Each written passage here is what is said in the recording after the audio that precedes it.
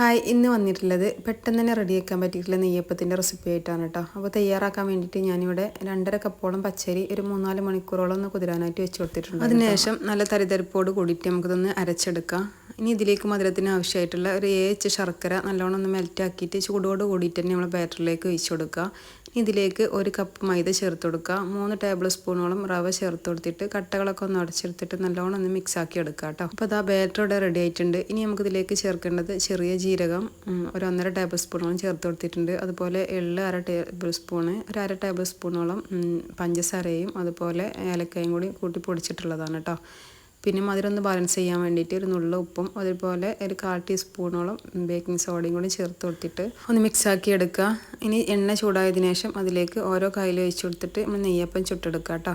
അങ്ങനെ ഇതാ പുറമേ ക്രിസ്പി ആയിട്ട് ഉള്ളിൽ നല്ല സോഫ്റ്റ് ആയിട്ടുള്ള നെയ്യപ്പം ഇവിടെ റെഡി ആയിട്ടുണ്ട്. അപ്പോൾ എല്ലാവരും ഒന്ന് ട്രൈ ആക്കി നോക്കിയിട്ട് ഫീഡ്ബാക്ക് അറിയിക്കുക കേട്ടോ.